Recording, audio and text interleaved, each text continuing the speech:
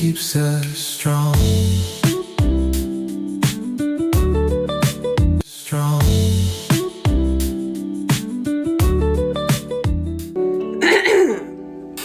In the red room, stories unwind. Let's see those juice boxes, y'all. Jen and Juice got that open mind. Hearts connect at 10:30. Every Saturday once again.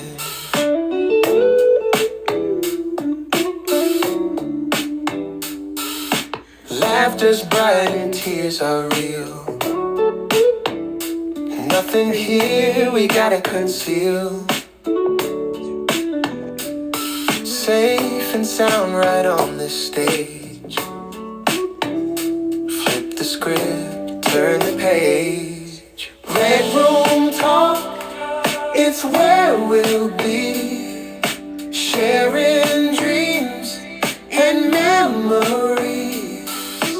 Laugh and cry all night long.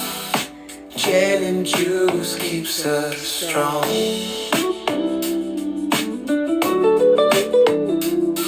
No topics too wild, too taboo.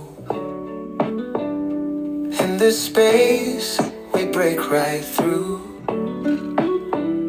With every word, a bond we formed.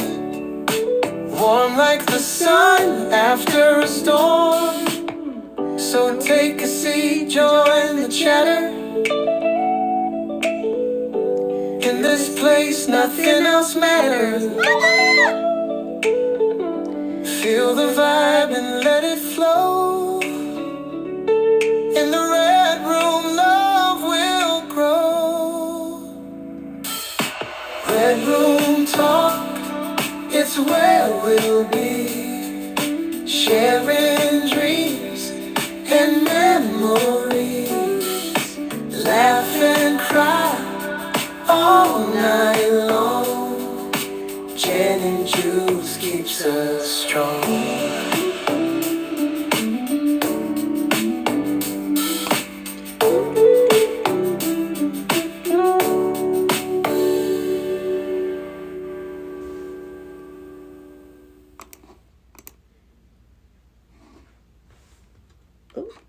Hello, everybody, and welcome to the Red Room Talk. Y'all can find us here every Saturday at 10 p.m. Eastern Standard Time. I'm your host, Jen.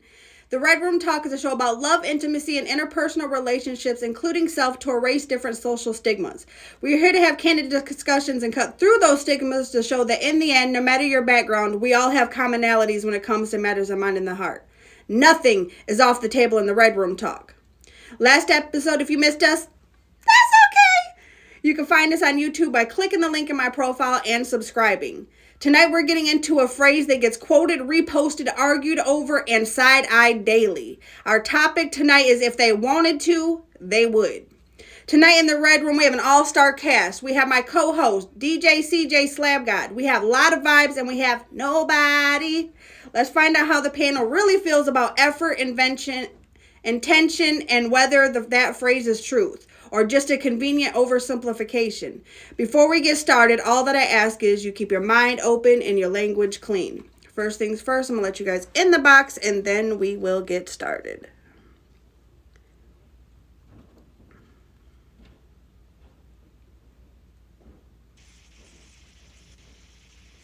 Hello. Hello. Hello, hello. Hello, hello. Hello. Hello. Welcome back, everybody, to the Red Room. You all have been here before. Some of my favorite panelists to have on, and of course, my esteemed co-host. But we are polite here in the Red Room, so we let ladies go first. So go ahead, Lada. She always knows it's coming. I'm Lada Vibes. You know, I restarted streaming again. You can catch me in the mornings and the evenings, or whenever I feel like it. Okay. Nobody. My name is Nobody. You can't catch me or you can't find me. I'm off the grid right now. I'm enjoying my life. I'm traveling. I'm working. I'm trying to balance the virtual life between the physical world. You know what I mean? And I feel like I'm doing that in a great sense right now. So yeah, don't try to find me if you see me. Catch me while you can. And I am DJ CJ or DJ Slap God. Jen always calls me DJ CJ. But anyways, yeah. So you can catch me here time to time, this side, that side, whatever side. So you follow my IG if you need somebody to DJ, hit me up. Check his bio, y'all. Follow all his socials. He be on the TikTok. We can say it here. It's in the bio. For sure. For sure. But I am Jen and Juice. I am the host of this show right here, right now, and every Saturday at 10 p.m. Eastern Standard Time. If you don't catch me here, you guys can catch me late nights and early mornings. Also, Lada and I are cooking up a little something. Shall we say what it is? Yeah, might as well. Do you wanna? Okay, so we're cooking up a show. It's called A Whole Lot of Juice. So make sure y'all tap in. It's kind of the uncut version of the Red Room Talk. So make sure y'all tap in for that. That'll be coming to y'all on Instagram. So make sure y'all tap in with both Lada and I. And then also I have another show coming up with another streamer. Y'all will have to tap in for that because yeah. So anyways, we're gonna go ahead and get started, y'all. Yeah. This phrase sounds simple, almost too simple. People use it as a rule, a boundary, a warning, and sometimes even a weapon. But real life isn't always black and white, and effort doesn't always look the same for everyone. So I want to start here. The first question is, do you believe if they wanted to, they would is always true? Yes. Okay. Elaborate. Elaboration. Is he there? I'll elaborate. Are we just not hearing him? I don't know. Nobody. You there? Oh, hello. Can you hear me? I can hear Yeah, you we now. were saying. Okay. No, I said yes.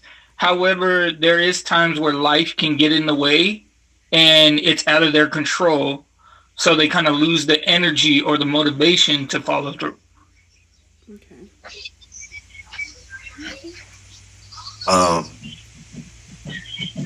Oh, me? Ladies Okay. first. I mean, I guess we can piggy off of nobody and say, yeah, life and things. But I mean, sometimes it's like simple things. I'm not sure if life gets in the way. I just feel like you don't want to. Like, I mean, if I'm texting you every day, maybe you could take a turn and do it. You don't want to? Oh, okay. Like, I shouldn't have to hit you up all the time. It shouldn't be one-sided. It kind of be like a ping pong. I don't know. Philosophy. I'm gonna piggyback a little bit. It's a whole lot Only of because- we got some Frogger going on. Yeah, we do. Frogger the whole game. So I'm gonna say yes, but at the same time, 5% no.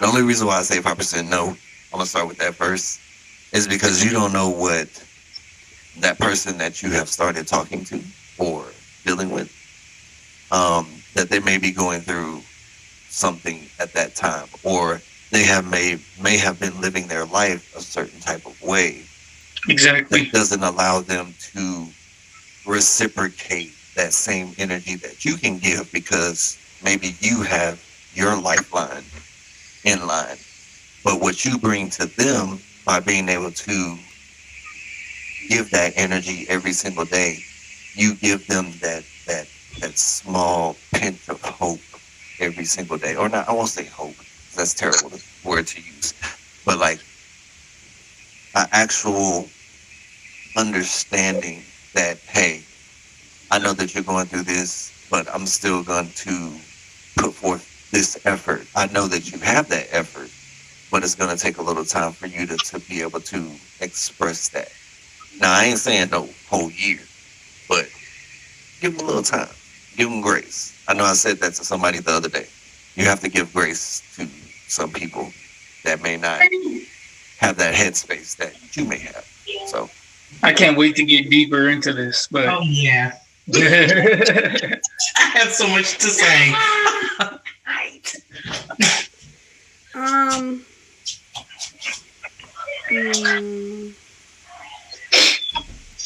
I only said that because I have something currently like that. So I'm going to say yes and no. And the truth lives in the tension between the two. Yes, because when something genuinely matters to someone, it usually shows up as effort, movement, or consistency. People make time and adjust for what they prioritize, and repeated inaction eventually becomes its own answer. Not choosing after a while is still a choice, but also no, because wanting is the same as being ready or is not the same as being ready or capable. People can want connection and still be blocked by fear, avoidance, emotional immaturity, or not having the tools to follow through. Some want the result without the responsibility, and others want it only as long as it doesn't disrupt their comfort. What I've learned is that intention can explain behavior, but it doesn't erase impact. Someone can mean well and still leave me feeling uncertain or unseen, and that matters. So I don't dismiss the phrase, but I don't take it as an absolute either. I pay attention to patterns, accountability, and effort because wanting is real, but consistent action is what makes it trustworthy. I agree with that. I like how you summed that up. I was going to add one more thing. Mm-hmm. So, not only do basically, I'm not piggybacking off of what you said, but I'm adding to what you said. The person that, whether it be male, female, whatever, that person may not be able to display the same energy at that very moment.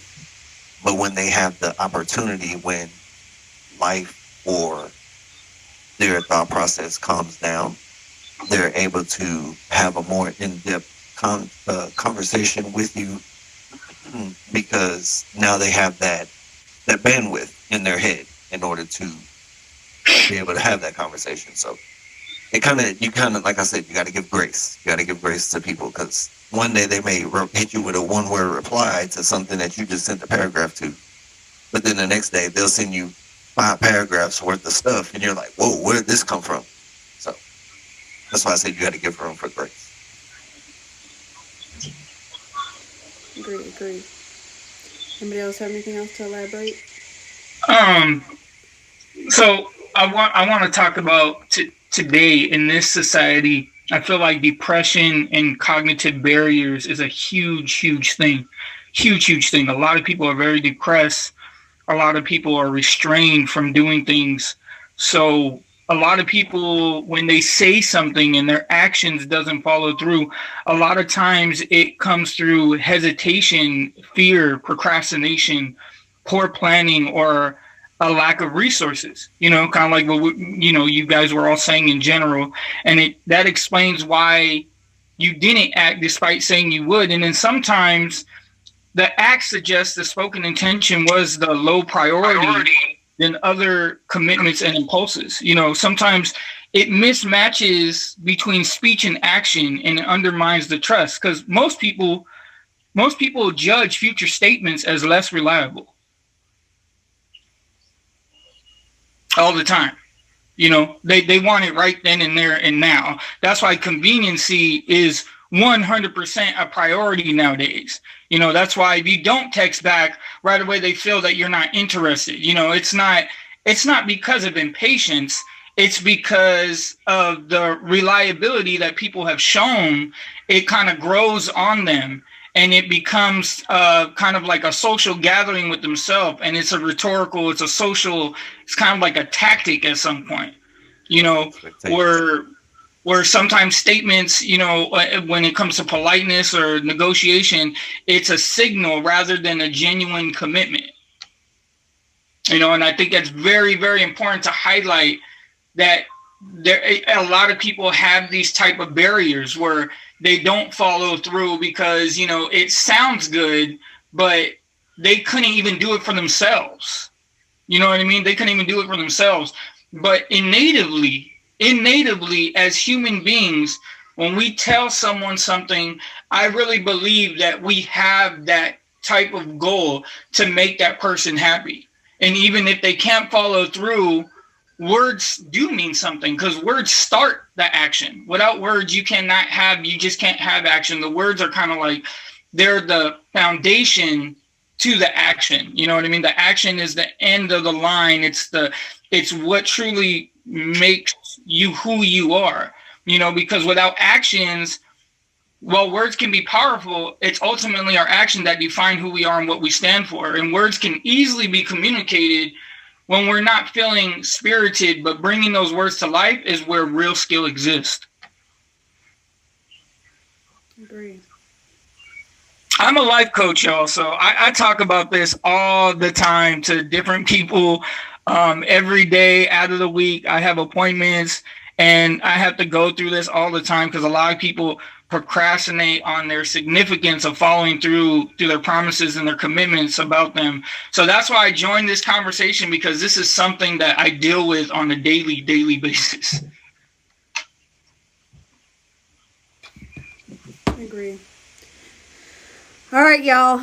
If y'all are just pulling up, that's okay. We have so much more to come. You guys can find us here every Saturday at 10 p.m. Eastern Standard Time right here on the Red Room Talk. We just talked about whether the phrase is always true, and now I want to talk about how people interpret effort. Sometimes people feel like they're doing enough while the other person feels neglected. The gap can cause frustration, assumptions, and resentment. So the question is, how do you personally measure effort in a relationship or connection?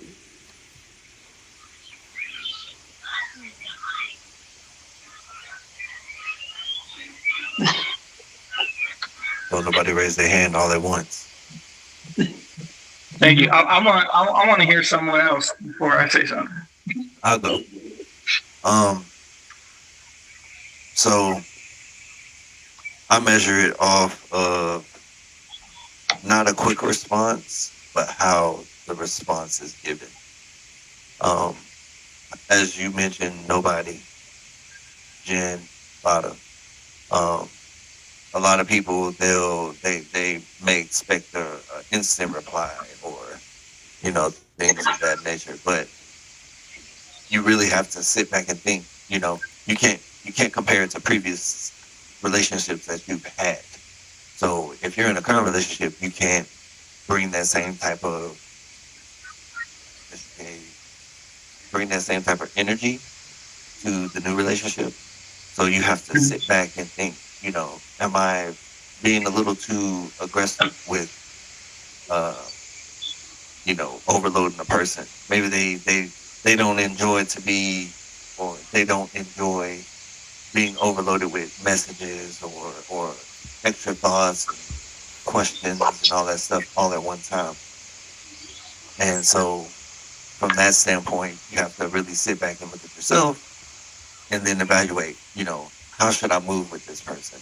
And that's when you can really sit back or not sit back, but you have to really pay attention and learn about that person that you're dealing with, so that way you can move accordingly. That's how you have to gauge it by looking at them and understanding what kind of position that they're in order to deal with yourself, because they don't know you and you may not know them fully. So the point of getting to understand how their brain works, how they move, how they respond to certain things, all of that has to come into play, so that way you can move forward in the proper way and not push them away from being interested, or even putting yourself in the position of saying, am I pushing them away to not being interested in me? That's how I look at it. Okay. Nice insight. Lot of vibes. Go ahead. I don't know. I'm gonna use Facebook dating. I mean, okay. I feel like if you like me, you hearted me, right? And I hearted you back. Why am I responding first? Why can't you? Since you initiated the heart, you should be sending the hi, how are you? But I do. I end up sending the hi, how are you? And then it just sits there. I don't say anything. I don't bombard with messages. I just let it go. Okay. And then all of a sudden, 3 months later, this person decides to hit me up. So clearly, I wasn't the first option. Obviously, there was a line of women ahead of me. But my thing is if you hearted me, you were obviously interested. So you should have, like, I don't know, maybe cut the line on a few and just, said something back. But 3 months later, you're responding? Okay. Or like 6 months, or, some of them say, I apologize for the late response, and that's cool. And then it goes dry, though. But, so sometimes that's where I wanted to, I would. Like, whether you have a line of women, I mean, if someone's responding to you like quick, that should, I don't know, we should start a conversation from there, but I don't know. I like how we have a dynamic of in-depth and simplification. You know what I mean? Her answer was a little bit simple. CJ's was a little bit more in depth. I like that. Different perspectives. The app's glitching right now, y'all. Yeah. We are a featured show. Don't worry, we are a featured show, but they're working on the app right now. I don't know why the box isn't up. I was trying to, in the background, take care of it, but it's all right. The show must go on. Must go on. Yes. Go ahead.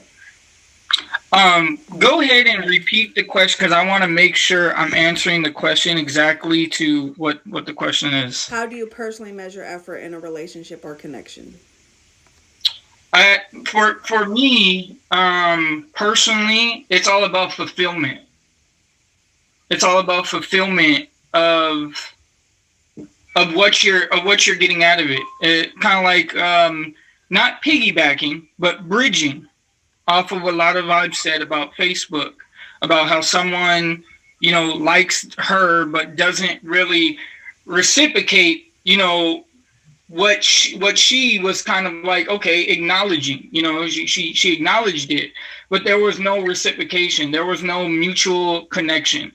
When stuff like that happens, and like she said about the line, which is a good thing, people do have a line of different priorities. They have a different line of ethics.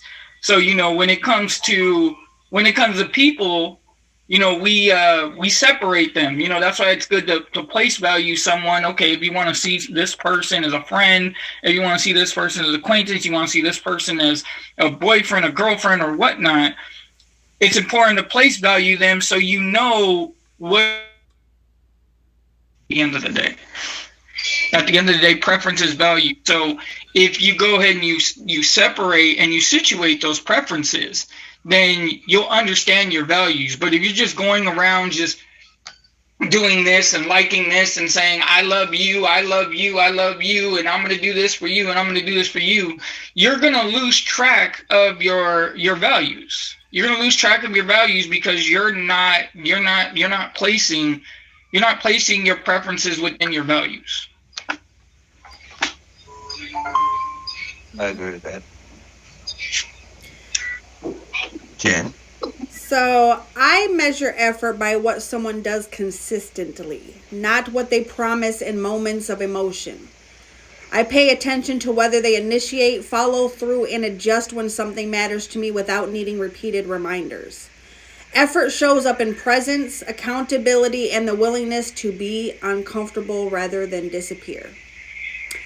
Ultimately, I measure it by how I feel over time. If I feel chosen, considered, and emotionally safe, the effort is real.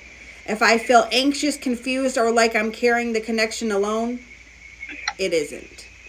I can give an example. Kind of glad they're not here.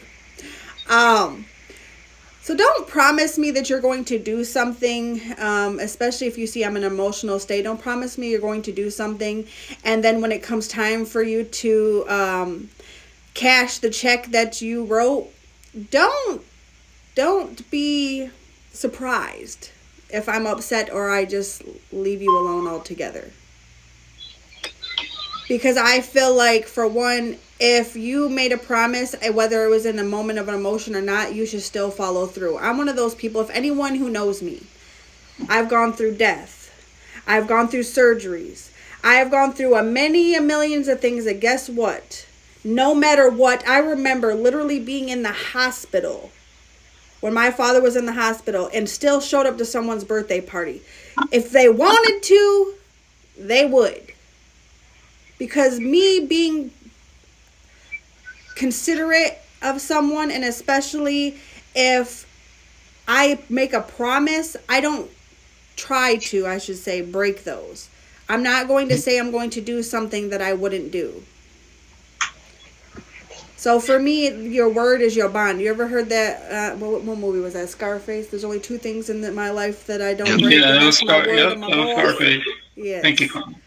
So that's me. I just don't have any cojones. But anyways, y'all have anything to say? So basically, to sum it up, communication, reciprocation, participation. Pretty much, Yeah. yes. Yeah. Yeah, and all that comes down to value. You want to feel valued when, someone says that they're interested in you. You know what I mean? It's really how they show up for you. How they show up for you. It's not about what they say, it's about what they do. Because there's a lot of people. Let's use Tag as an example. Tag, people come into rooms all the time and say all kinds of different things to people that they're going to do and stuff like that. And then someone comes quietly and just does it.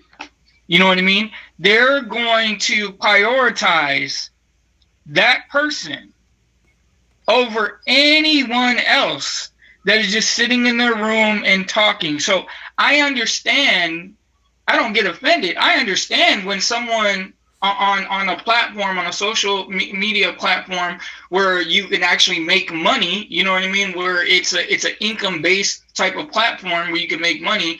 When someone comes in and says, oh, I could do this, I'm a big boss, da da da da, and then someone comes in with that big boss atmosphere, with that big boss regenerative energy, you know what I mean?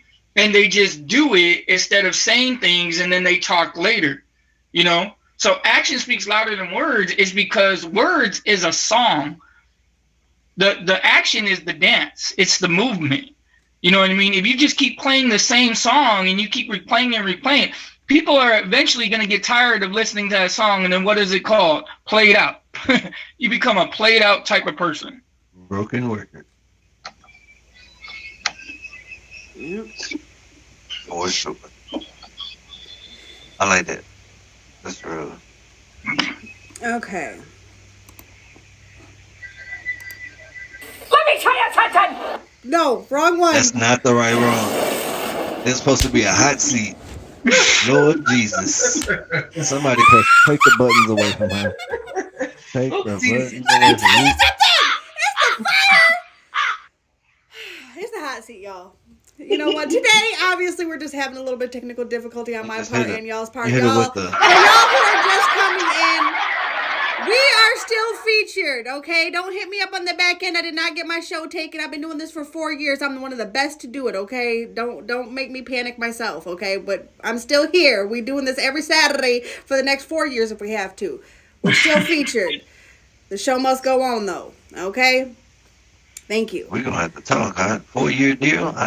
All right. A contract. When you hear that sound, the second one, that means we are now at our hot seat question segment. Our hot seat question is left up to the fate of the audience.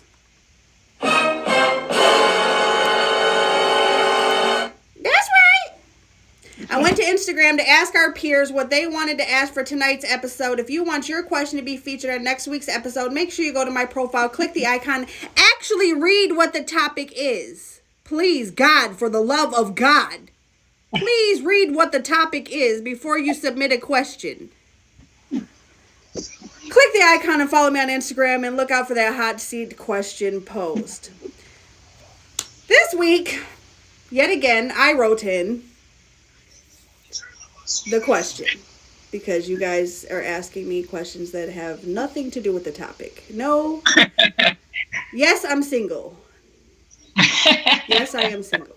Okay, I am single. Yeah, let's get that out of the way. Okay. But tonight I need y'all to answer in the comment who on the panel you want to answer. So y'all go ahead and enter in the comments now. How we already got me 50 times. That's wild. That's crazy. Who did that? That's wild. Now he already y'all I ain't don't know who did it. That's crazy. y'all ain't It just started happening. Like they just put your just name. ain't. It They looks just like a put your whole name. lot of CJs to Mhm. I don't know me. what y'all talking about. That's Uh-huh. I'm blind. I'm sorry. I wear glasses, so I can't see that. Oh, but I see it. I see this. Oh dang! It says I can't put that no more. You There we know go. what? Just because I'm the owner of this show, I own this show. I run this show. I know we not right now, but Lord, I run this show. So I'm gonna say, don't run now. Don't run now. I'm gonna be used I'll there. just say we'll both answer it. How about that? How about we split down the middle? All right, you get the bigger half.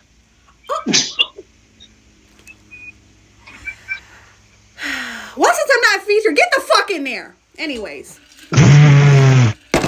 sorry, we're gonna act up tonight, y'all. We are not featured. That We went cuss straight- Well, and That everything. went straight out the Okay? window. I said it. Got it. every Saturday, 10 p.m. Every Saturday, I can't do that. But tonight we get this is the There we go. uncut version of the Red Room Talk, okay? So this week's question is: at what point do explanations turn into excuses for lack of effort? Thank you. I got a heart on. You first. You want to rock paper scissors?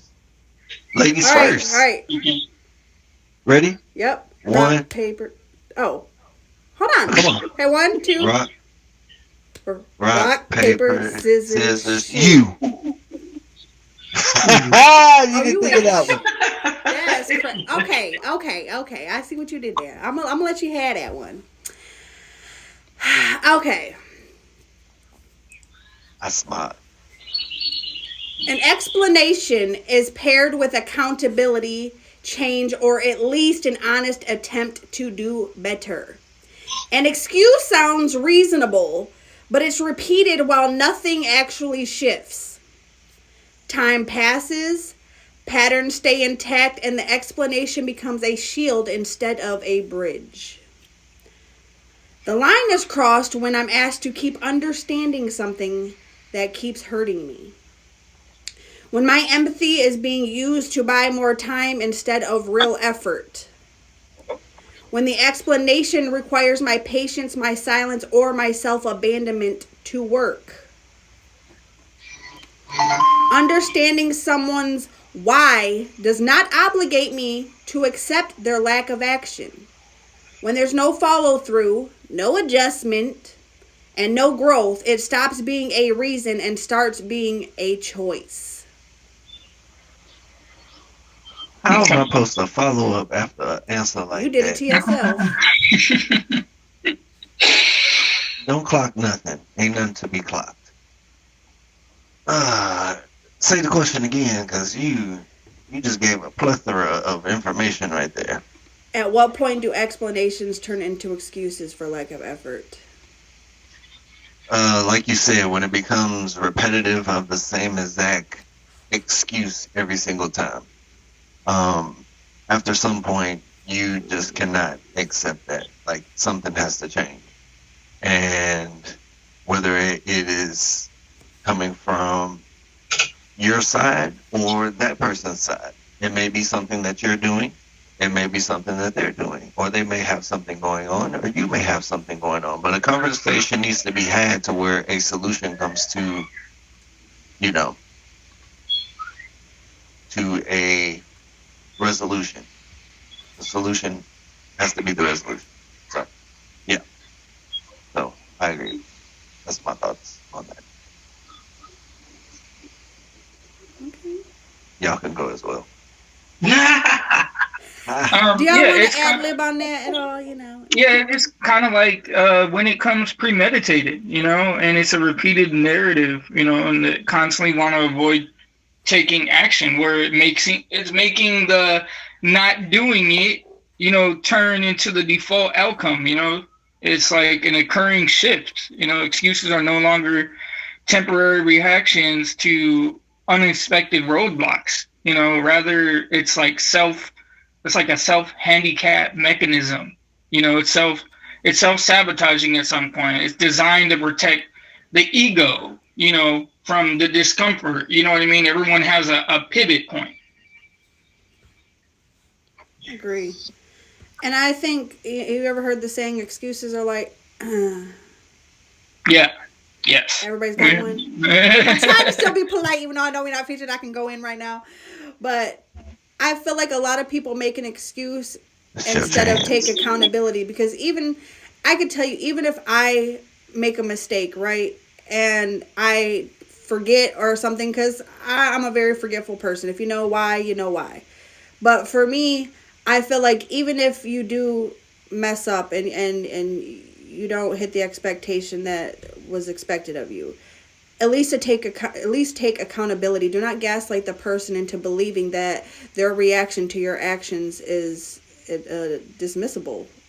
Right. Or justifiable. Yeah, because Yeah. I feel like if you're doing, if I care about you and something that I did hurts you, it should hurt me.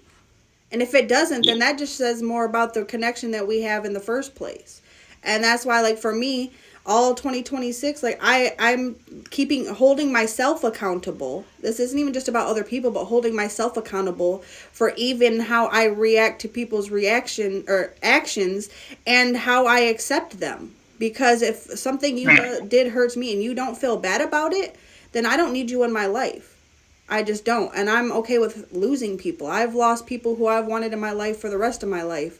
But the fact of the matter is, if you don't have a give a damn about me, then I don't need you around me. See, this is where, like, in my therapy session, when I'm doing my life coaching, I call it human math, because there's X, Y, and Z. I'll be doing X, Y, and Z, transforming into obstacles. And then the challenge is, if you're not sticking to Y becomes X, and no one just wants X if that's the transition from what you're driving to from Y and Z. You know what I mean? So you got to stick to one letter. You can't just be going back and forth, back and forth, back and forth, because, like I said, the commitment and resourcefulness, even when it's uncomfortable, it's a transition. Like I said, most of the time it's ego driven, and it's an avoidance of a growth mindset. So it's kind of like real recognizes real, recognizing the real limits versus the perceived ones.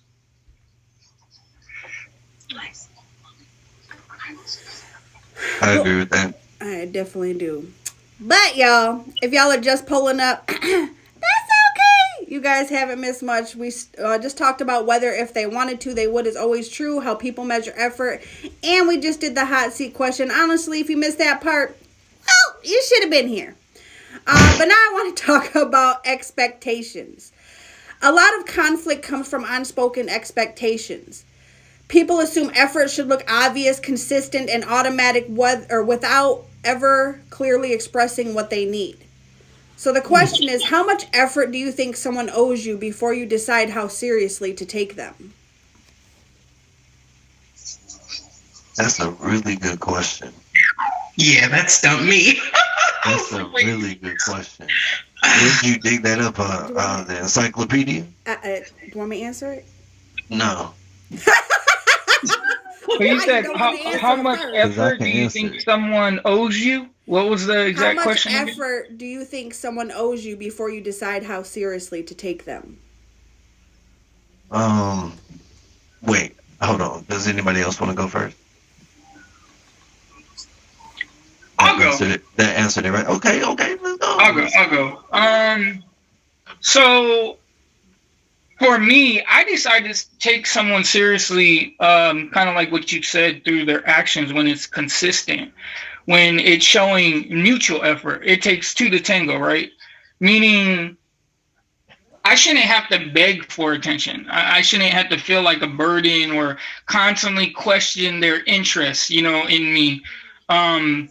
Their presence should be there, their communication, their actions should align with their words, even through challenges. They should be able to value me enough to invest into the key aspects, which isn't a specific number or actions, but it has to be noticeable. It has to be reciprocal energy that makes me feel secure, prioritized, and not drained. I think that's very important to emphasize and highlight, is not drained. If you feel drained about something that you feel that you're interested in, then it's not good for you. Because if it's pulling away rather than giving to you, rather than adding value to you in any type of shape or form, it's not going to be a good, it's just not going to be a good foundation for you. It's not going to be a good effort. It's just not going to be good in general. You know what I mean? So make sure that that feeling, for me, it has to feel very, very secure. It has to feel very validated. It has to feel very stable, very, very stable, in prioritization, you know. And as long as I don't feel showing up and it gets harder, you know, and they don't disappear when challenges arise, that demonstrates commitment to me, you know. And I feel like a priority rather than an option, and your needs for connection and respect are met. That's all is to it to me. Words align with yourself, you know what I mean? I mean, it feels like a lot of times if you aren't left confused or overthinking their silence, then you feel secure. You know what I mean? You feel very, very secure. And I think comfortability is the end goal. Comfortability and consolidation.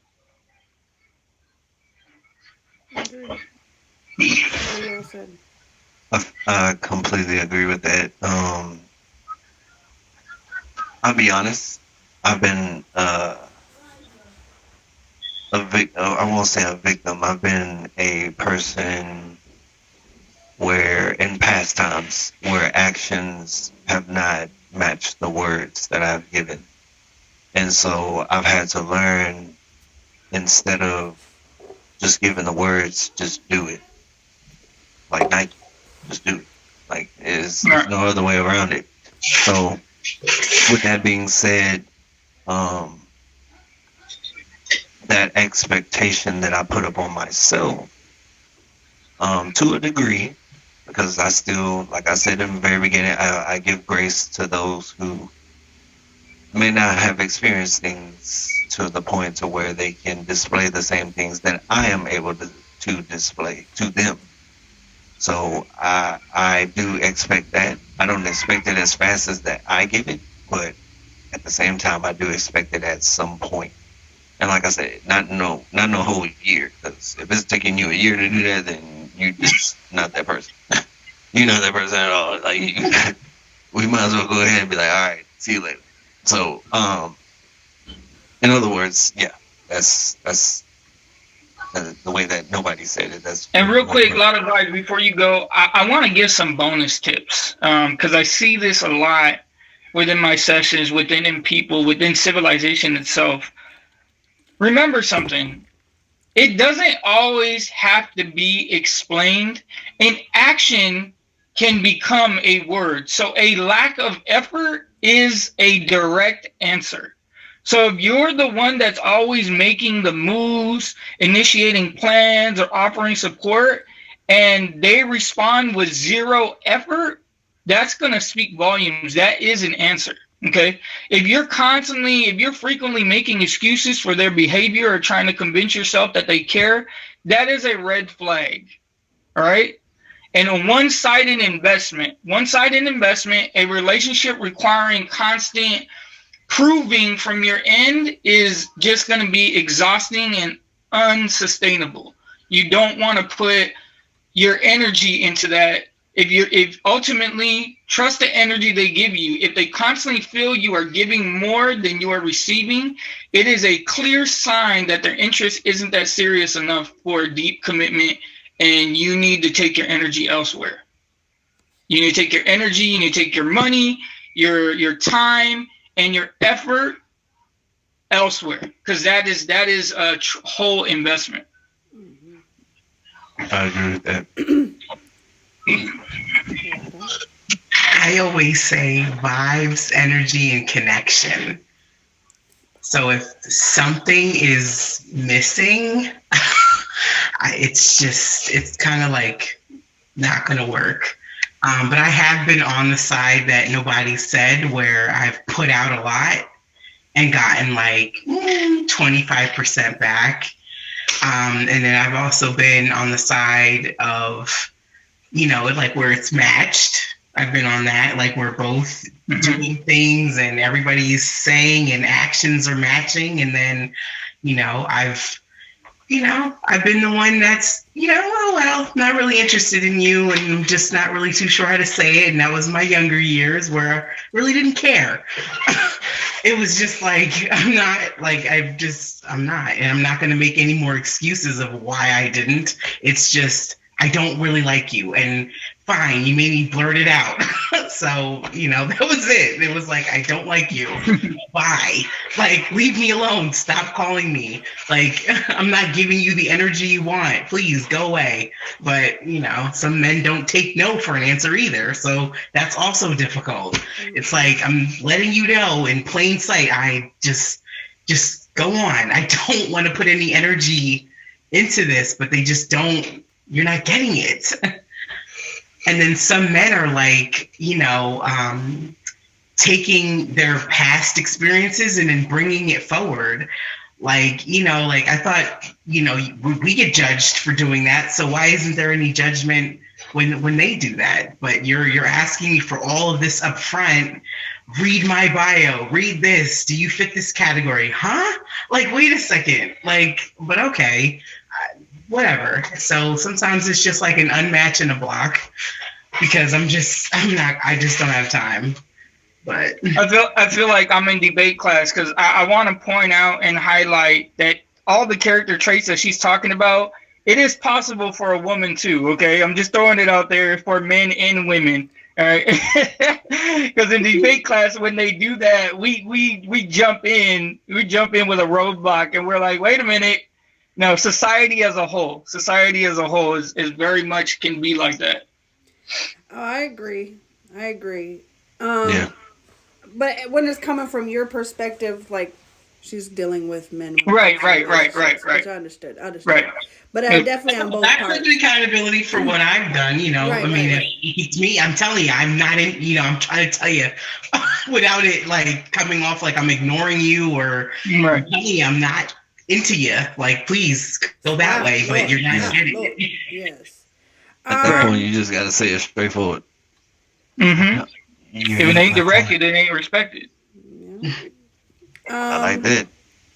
So knowing myself, I don't need grand gestures or constant attention to take someone seriously. What I need, however, is consistent, intentional effort very early on. The kind that removes confusion instead of creating it.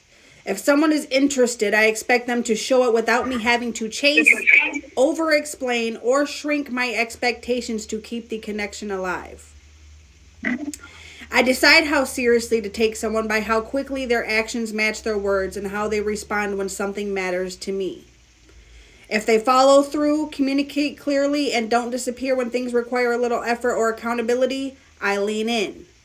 If their effort is sporadic and I'm left guessing, I'll pull back. And at this point in my life, consistency isn't a bonus. It is the baseline. So if it's not there, it's got to go. Those are signs of sufficient effort. Mm-hmm. Constant action, reciprocity, clear communication, feeling valued, and showing up when things get hard. Do y'all have anything else to add? I don't think there's nothing else that we can add to that. Okay. If y'all are just pulling up, that's okay. You guys have not missed much. Well, no, you haven't missed everything, I should say. You've missed a lot. But you guys can find us here every Saturday at 10 p.m. Eastern Standard Time right here on the Red Room Talk. We just talked about effort, expectations, and accountability. But now I want to talk about boundaries. There's a difference between someone being unable to show up and someone being unwilling to. And that line matters when deciding whether to stay patient or walk away, which we just talked about. So this question is, how do you decide when to give grace versus when to set a boundary? I don't know. You were mentioning grace, and I've been saying grace all night.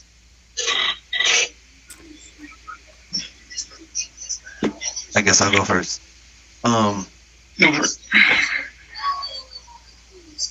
The point when you give grace is when you see a person truly putting forth the effort to change. So if they're giving you an excuse, I won't even say excuse. If they're coming to you and they're actually discussing an issue with you, and they're saying, hey, I'm having this problem, this is what's going on, blah, blah, blah, blah, blah, blah. And at that point, you're extending that grace to them to be able to make that change and to be able to assist them in that change. Or vice versa, maybe with yourself. I think that's when grace can be extended. But as we've mentioned before in the earlier questions, when it comes to repetitive things or patterns to where it just blatantly just being disrespectful to some degree or to a full degree, then at that point, that's when grace is basically out the window. So I think that's for me personally, that's my grade scale, or that's my line in the sand where you can identify when grace is allowed and not allowed.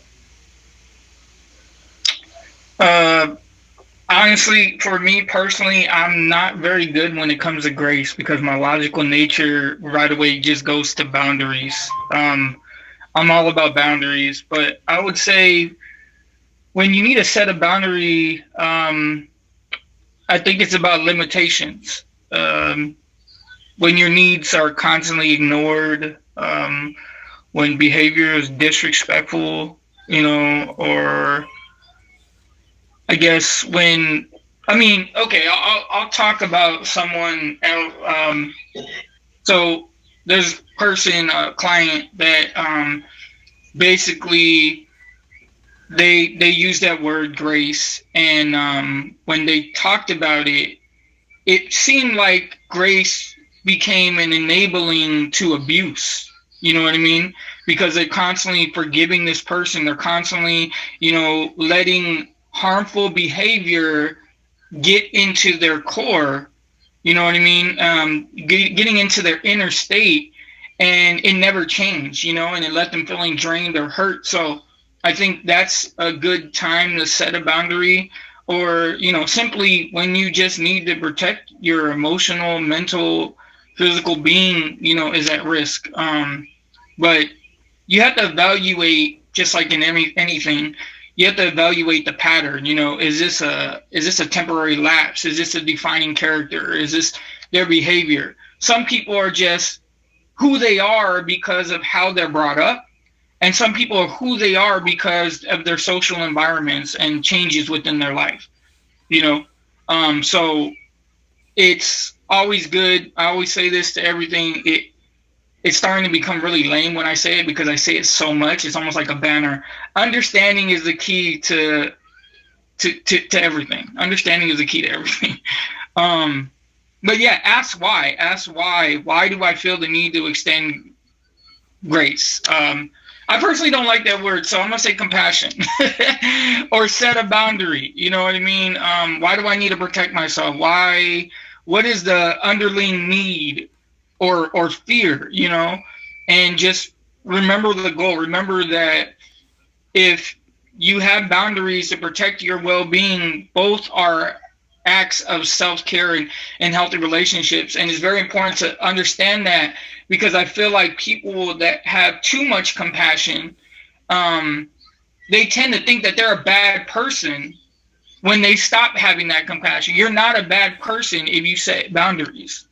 You are not a bad person if you protect yourself. You are a better person.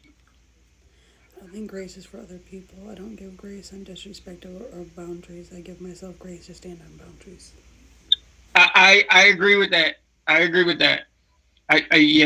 Yeah. So when it comes to setting boundaries, like I said, it's if I feel overwhelmed, rather than you always keep it about your needs, not your feelings. You know what I mean?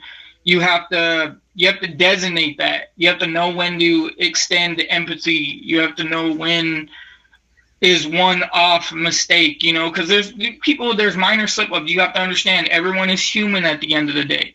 You know, not all patterns is a sign of disrespect, you know, not all patterns are a sign of disrespect. So it's all about, like I said, it's all about understanding and communicating your limits, and, you know, and making sure that person knows that I'm doing this genuinely because I want to protect myself. It has nothing to do with you. I'm not doing it, you know, to be vindictive or to manipulate our relationship. I'm doing it to protect myself, to protect my mental health, to protect my well-being.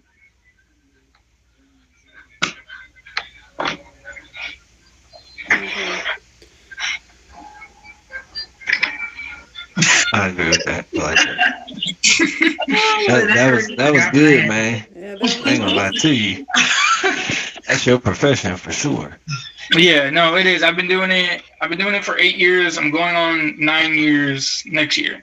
Keep it going. I just had my anniversary. Congratulations. Yeah, Congratulations for sure. Smoke, we're talking about the topic. If they wanted to, they would. And we're waiting on Lotto's. But I lost my whole train went. Phew. She said her train left like 20 minutes ago. It's okay. I don't know. I'm always so nice. I really am. And I don't know. I mean, yeah. Is your name Grace? Your name better not be Grace. No, not in real life. Okay. No, it starts with LA. Okay. But no, I've always had a big heart. So, you know, I mean, a lot of times, you know, maybe, you know, my kindness goes for weakness.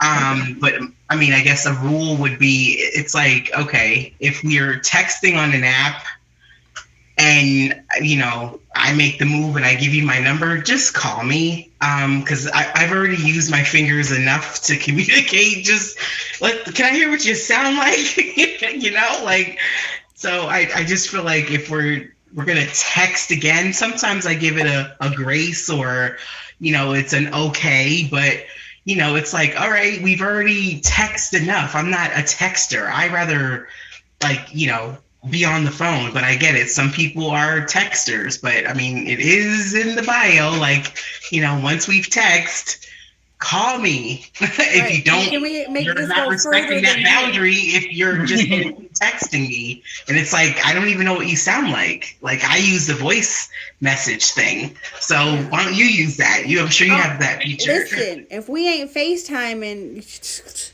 it's not happening. Because Right. I will get annoyed. I'm a swipe texter, and so I'm gonna go to say some I'm gonna go say some shit, and it's gonna say something else, and I'm gonna be mad as hell because now I have to keep retyping what I'm trying. No, call me. Okay, listen. If you cannot FaceTime me, there's something wrong. Either you're trying to hide something or you ugly, honey, and I'm not dealing with neither one of them. But Not you ugly. for That's me, crazy. That's crazy. Not you ugly. Oh, I gotta say, I love the way you know. I love the way Lotta gets to the meat and potatoes. How she focuses on the core essential information. You know what I mean? It's very plain spoken, very direct. I love that. I love it. I mean, but the FaceTime thing, like, I smoke, you smoke, it is new, because back in the day, I mean, we literally had to mail pictures. I don't know how old people are, but For me, it's different. And like the communication, you have nonverbal cues that you give, right? I could text you something and you might think I'm saying something mean, but my facial features are going to tell you that I'm joking with you or something. So you might mistake something that I say, or like you can't see the emotion or hear the emotion necessarily, because we all have nonverbal cues that we give when we're talking. Like I might say something, I'll be like, mm-hmm. like, Yeah, you know, like I'm playing, but I'm being facetious. all right. So, Something very strange about me. I'm gonna tell you something very. You know, I'm an Aquarius, so you know most of us are very awkward. I do lose the ability to text when it comes to my phone. I don't even know that it texts because I don't text. The only time I text is on social media. That is it. Other than that, I'm calling. I'm Yes. calling. I Or I'm can't leaving stand it. voice messages. I don't text. Right. See, there you I go. respect. I respect that fully. So, how I decide when to give grace versus when to set up boundaries, I decide by watching patterns, not moments. I give grace when something feels human, temporary, and followed up by accountability or change. I set a boundary when the same issue keeps repeating and I'm the one doing all the understanding, adjusting, or waiting. Grace is for missteps. Boundaries are for cycles. When giving grace starts costing my peace or asking me to tolerate the same hurt again, that's when I stop explaining and start protecting myself. And that is when I will remove myself. Because I feel like if you cannot hold yourself accountable, and a lot of times it be some of the most minute things. And I can tell you, even at this very moment, there's somebody I'm not talking to because they would rather try to deflect and project accountability on me for something they did to me. But I'm going to tell you, I'm not budging. I'm not budging because a lot of times because I miss someone's presence, I will break that cycle and be like, I'll just let it go and swipe it under the rug. But eventually you have this big pile of shit under your rug and then you cannot let it go anymore because now I've done swept it and swept it and swept it and swept it. But now is the time I have to put my foot down.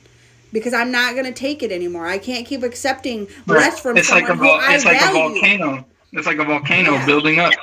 Because what's going to happen is then I'm going to snap off. I'm going to call you a baby back bitch and I'm going to be done with you. It's just going to be what it is. And I don't want to do that. And I think people, for me, because I, like Lotta, where it's the Virgo thing, we have this big kind heart that's stupid. And we want to give people grace all the time, but what happens is you've been pushing this silent button in me, and I feel like because we are them kind people, it's like they almost want to see us explode. But I'm going to tell you what that looks like for someone who holds on to stuff. And a friend actually told me that when you're upset and you're putting something like sweeping it under a rug, put it in a 20 ounce, not a 2 liter. And I didn't understand it at first, but they're like, you're stuffing it like down. that. But that way, it's not like when you So shake you don't up the have 2 that liter, space you're to gonna have a deal with huge it. explosion. Yes. But when you put it in something I smaller, like that. it's not gonna be as big of an eruption if you're only allowing it that 1-2 times. Because some people do. I'll give them grace when I know that's not their norm. But when I That's notice setting this is a boundary. pattern, That's setting a boundary, yes. making that bottle smaller. And I'm going to say this too. I even give grace once I set a boundary because it takes people time to adjust to a new normal. Just like now, when I started setting boundaries, this has been a 2-year cycle for me, okay? When I started really healing and going into therapy and healing those parts of me that needed to be healed, it's hard for people who benefited off of the person who lacked boundaries. So now when I said that, I almost look mean, and I start to even like tell myself like, dang, was that mean? And I have my friend right there in the comments, Sugar, she'll be like, no bitch, you're not being mean, you're just setting a boundary, and they're just dog walking you. And I get to a point where I'm like, you know what, okay, you know what, I'm sick of this. But now I have to go there. And I can tell you, on this very platform one night, I was a little sloshed, and I was drinking. Okay? I don't drink. Anyone who knows me knows I don't, but I did. So my inhibitions were down enough to say, fuck this, and I allowed someone to talk over me several times when I'm giving a speech at that. Until about the 5th time, and I said, shut the fuck up, you baby bag bitch. And I did not mean to say that, because I was in the place of no inhibitions, okay? But it slipped out very fluidly, because I had taken it and taken it and taken it and taken it. At some point, I'm going to expect you to explode. If I have done something coming from my side, saying I'm doing something, I would expect that because I've done the same thing repeatedly when I've already set a boundary of don't do this. But if you have a care for me, shut up. Sometimes it's okay to shut up. And I think people have this thing where they feel like they have to be heard. No, sometimes it's okay to shut up. I do it a lot. Yeah. A whole lot. Silence is an answer sometimes. Yes, sometimes, and that's where I'm at with the person I said who had tried to deflect and put accountability on me, or try to get me to accept accountability for something that I did nothing wrong in. And I'm not willing to do that, because that to me is lying to myself, and I'm not crazy. maybe a little bit. But anyways, mean- if y'all are just pulling up, you're right on time. We're almost at the end. Tonight we talked about whether the phrase is always true, how effort is measured, expectation, and boundaries. But now let's talk about clarity. We're going to wrap it all up here. Sometimes the hardest part isn't accepting that they didn't want to. It's accepting what that means for you. So this question is, what clarity have you gained from someone not showing up the way you hoped? Ooh, that's a good one. That's personal.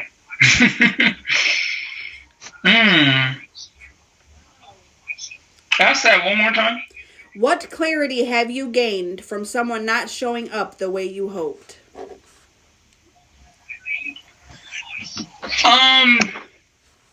I guess the clarity that I gained from that when someone showed up from the way I didn't hope is the amount of gratitude. It's immense. It's so immense when you don't expect it.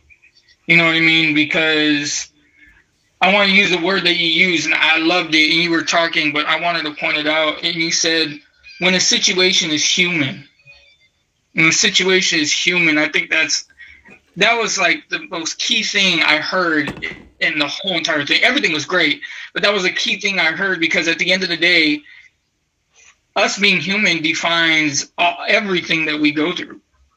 It defines all our character traits. It defines all our feelings, all our innate, our nature, our being. So the core of us. So it makes me feel very, very human when it's not expected and someone just goes out of their way for me. It makes me feel like there is people in the world that do things because they want to. They don't necessarily have to talk about it. They do it because they want to, and because they want to is for reasons that they want to make me happy. You know what I mean? So clearly they have an interest in my happiness, which is a great thing, because we all want to be happy at the end of the day. Even those of you that say you don't care about happiness, sorry to tell you, you do.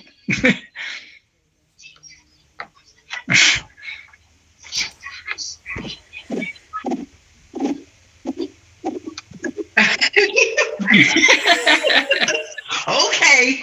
You are. I mean, if we're talking about, I guess, the negative version, then it's like, I get it. Like, you've just written it in the sand for me. That means you don't care. You never did care. So my thing is like, why did we waste this time? I'm like, if your intentions were one way, just communication and like honesty, like that, it goes a long way. But if it's on the good side, then I don't know, that's one less pebble that's on my back. Okay. Toodaloo. So Lotta, would you say the clarity you get from that is it kind of like lifts a weight off of you? You would say makes you lighter? I mean, yeah, it's like you're telling me in so many, like, okay, if we're talking about the person who wanted to but didn't. So it's like you're telling me without telling me. There's no need to hang on. What are we hanging on? I got it. I wasn't the person of interest. You had like, I don't know, however many people ahead of me, and you finally got to me, and then it was just like, oh, I'm not as interested as I was. But instead of saying that, you're showing it in your actions. Like, right. Don't have me come see you and you really don't want me to. Just say that. I'd like to save my $5 on the Easy Pass. Thank you. Like, what? But, I get it. But on the other end, it's like, okay, one less pebble. Yeah. I think at the end, it reveals a hidden layer of support that shifts my perception and understanding of that person and the situation. You know what I mean? It's a character revelation. It's like character unlock, like on the video game. You know, before I just wanted to leave them locked, you know, but now it's unlocked. It's an insight. You know what I mean? And it shows that that person is not only caring, but they're also the main thing that I feel like this whole conversation kind of revolves around is reliability. Right.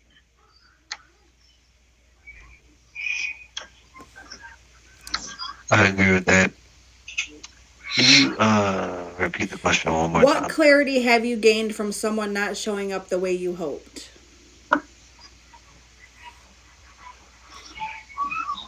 Um, Unfortunately, to protect yourself and to protect your emotions, your mental, all of that, to not go into the next relationship with the same, or I won't even say relationship, the next possible situation with that same thinking. You will have to adjust it because then at that point you are putting yourself on Front Street with those same expectations that you're expecting to get. And then once you've been doing it for quite some time, just say 6 months, and eventually that person comes to you and says, well, I appreciate all that you've done for this past 6 months, but it's just not going to work out. And at that point, you're like, well, dang, what was the whole point of me even doing anything in the beginning? Like, you could have just said this in the very beginning. So it kind of shifts your mindset to like, well, next time I'm going to go in with the thought process of not really expecting anything from anybody. That person. You're going to present yourself who you are, what you can do, and not necessarily just show it immediately.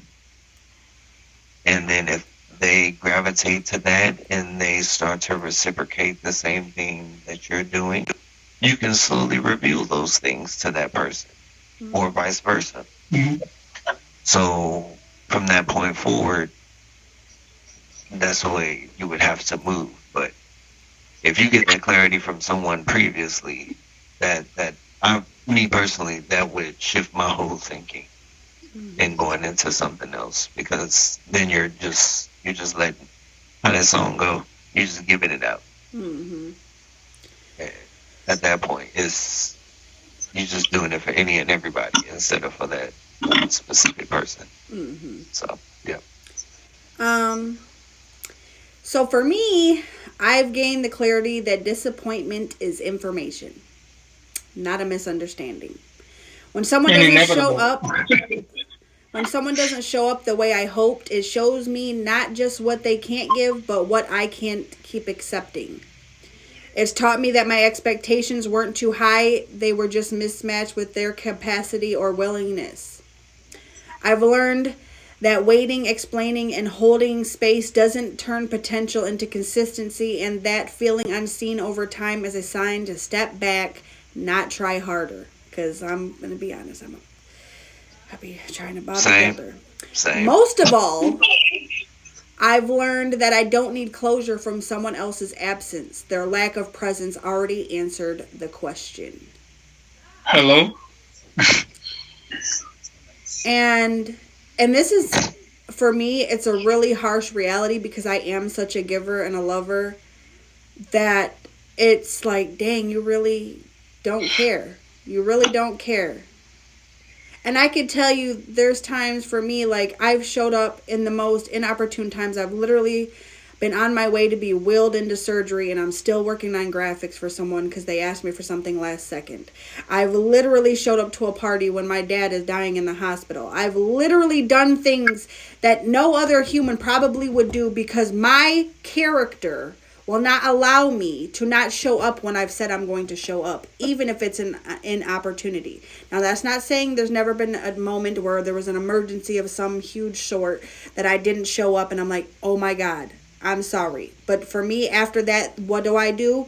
My actions will show you that I will show up from there forth, because I know that action is something that probably hurt you, not intentionally. But this is where I always tell this story, right? It's like an egg. You have an egg, and someone broke the egg. It doesn't matter. It's intent versus impact. Okay? I didn't intend to break the egg, but I broke the egg. So I don't care about the excuse. I don't care if you slipped on water, your hands were slippery, whatever. The fact of the matter is you broke the egg. The rest of it doesn't matter because the egg somehow was broken, right? It's intent versus impact. It doesn't always mean that you had the intent to break the egg, but the fact of the matter is you broke the egg, and therefore you take accountability for the egg being broken, not give me excuses, because we know the story. If everybody's got excuses in there. Regardless of the reason. Yes. Yeah. So just Regardless take of the accountability. Because there's times when I'd be like, you know what? And I remember, and I could tell you, it was my friend on here, very good, also good streamer. His name is Big Prez G's. It was his birthday, and I had messaged him ahead of time. Like, hey, my pop's in the hospital. I'm not sure if I'm going to be able to make it. But then something in my heart told me, even though I'm sitting there just worrying anyway, and I'm like, you know what? I can still show up. Even though I'm in a state of emergency, I'm in a state of these things, but because I'm sitting here anyways worrying, I can still show up. And you know what? I still showed up. Because for me telling you ahead, even though I told him ahead of time, but to me it was something that was important to them. So because of my heart, I made sure that I still showed up, because I know it's something important, because it's your birthday. Everybody wants to feel loved and important and seen on your birthday. And when people don't show up, I can tell you how that feels, because one year nobody did. And so that hurt me. So knowing how that feels, I made sure to show up so someone else didn't feel the pain in which I endured. So I know for me, like, I think bigger than most people think anyways, but I think in your shoes, not just my own. Right. She said nobody did. I was the only one that showed up for her birthday. I remember that. Yeah, like I said, I agree, and I've always, first of all, my life is related to a book by David Strobes. It's called Rising from the Ashes, and basically that book is about keeping your having a strategy of keeping your expectations low to avoid disappointment, because people are inevitably, they fall short due to their own limitations all the time. Their struggles, they got different perspectives, and a lot of times, most times, I would say, it leads to hurt and resentment when high hopes aren't met. So it kind of reduces pain too, because you come immune to it. High expectations create pressure, and it's a recipe for heartbreak. When but lower expectations, it prevents the emotional letdown. So that's why my very logical nature doesn't want to be affected emotionally. I don't want to come at someone, or I don't want to talk at someone. I want to talk to someone rather than, be frustrated with them because they gave me expectations that weren't met, So by accepting others how they are and not projecting our ideals, I feel like we could foster more realistic relationships. You got to be realistic. You got to understand that no one in this world can fulfill every need or promise. People have their own lives, their own struggles.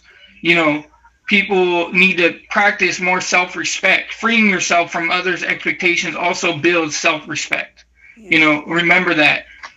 So yeah, you just gotta, for me, I focus on the present instead of dwelling on what someone should do. Focus on what is happening at that moment. You know what I mean? Mm-hmm. Focus on what's happening at the moment, because I feel a lot of people dwell on what could have been done. Mm-hmm. What could have been done. I'm one of them. Like, I go over like scenarios. I'm a Virgo overthinker. Yeah. I'll go over scenarios. I'll have fake arguments in my head, like how it could have went, should have went. Yeah. But the thing is, if ands and buts were candies and nuts, it'd be Christmas every day. True. And I think it's important because we're on tag to talk about the app, because there's, like I said, there's a lot of people that are not realistic. They promise they have unrealistic expectations, and they have unrealistic ideals of what they could do versus what they want to do. Their wants and their needs. Yes, their wants and their needs is stuck in a ball of confusion, and I see it all the time. And that's why it doesn't make me feel any type of way. I'll tell you guys something. A long time ago, when I first got on the app, I had probably one of the biggest battles for a small streamer that had, and I literally was networking this for 8 months. It was the longest networking battle you would ever see. It was networked for 8 months. I made flyers and everything like that. Not that it's significant. It's just kind of like a bonus to know that I made a lot of diamonds in that battle. I probably made over 3 million diamonds, and I did not tell anyone that show up for me. I'm going to owe you this. I'm going to give you this back. If you send this to me, I'm going to give it to you. I get paid here. I'm going to do that. All I did was network and show people this is what I have going on. There's no pressure. If you want to show up and support me, I genuinely appreciate it wholeheartedly with a massive amount of gratitude, and I will show that through my art and what I'm capable of. You know what I mean? I don't have the money like you do, but I'm going to do my best to show my appreciation of how I know how for me, and a lot of people showed up. And like I said, I didn't say anything. I didn't make no group chats or anything like that. And I know a lot of people do that on this app. But like I said, if you accept people for who they are, a lot of times they're going to come through for what you don't expect. Mm-hmm. Oh, I could tell you even the last thing big event that I did, people showed up that I didn't think was going to, and the ones who I thought would didn't. It just really, you just never know. And that's why, like, for me, it's hard to teach myself that to not expect, and as I won't say that I expect things from people, but I think now I've just expected disappointment. I've gotten to that point in So what's funny, Jen, I'm gonna tell you a secret, and don't anybody use it. No, you can use it.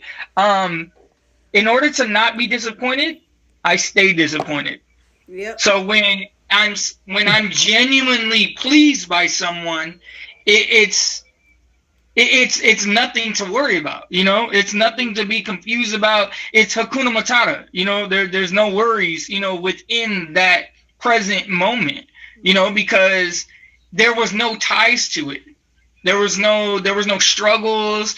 There was no resentment. There was no conversation. It was just inevitably authentic. Mm-hmm.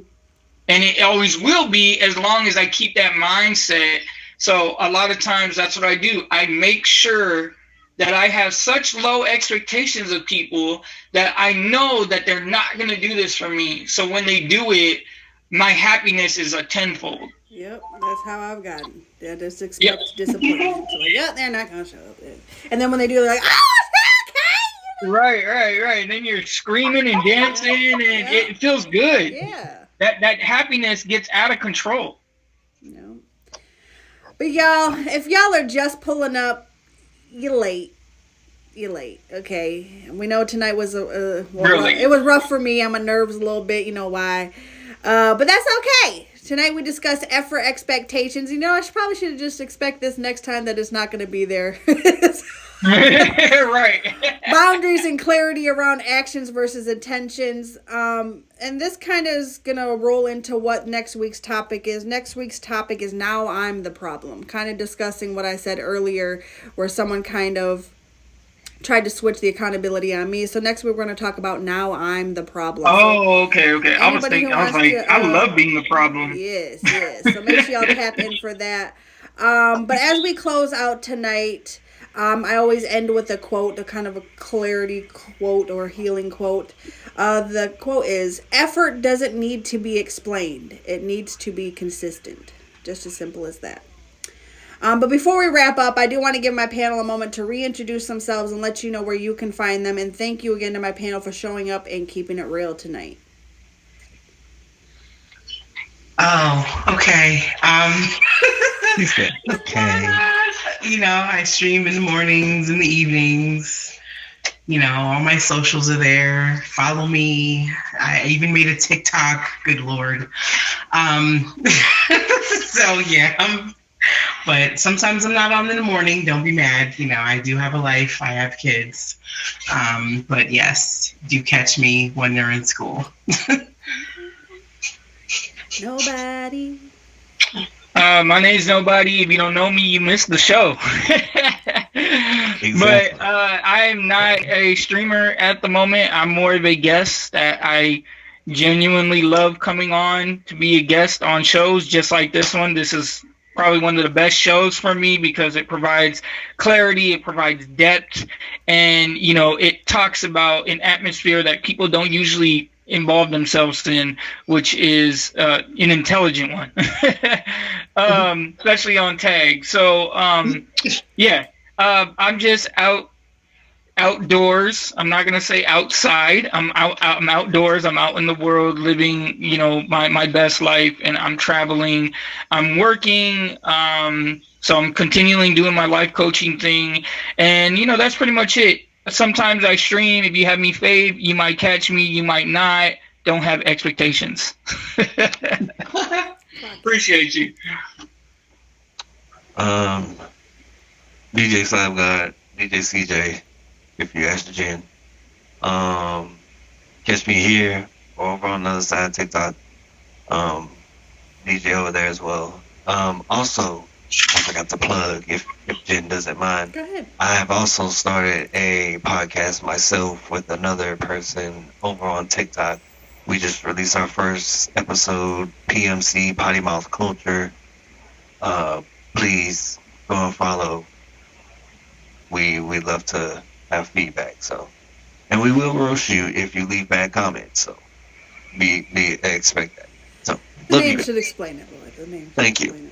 But I am Jen and Juice. I am the host of this show right here, right now, every Saturday at 10 p.m. Eastern Standard Time. Hopefully next week we're back up and running fully. But I think it was still a great show. We still had a lot of comments, and sometimes it's quality versus quantity, and I think tonight kind of taught me that a little bit.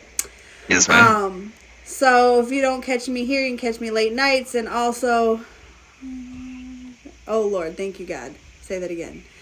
And also, like I said earlier, I do have a show coming up soon with a lot of vibes. It'll be a whole lot of juice right here on this app. We'll kind of the uncut version of what we do here, the stigmatized topics, the topics that a lot of y'all don't want to talk about, but especially when it comes to relationships. So make sure y'all tap in for that. We'll be releasing that on Instagram soon.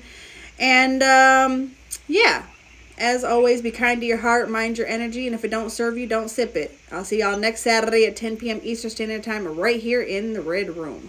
And now I'm going to play a little ditty, No Diddy.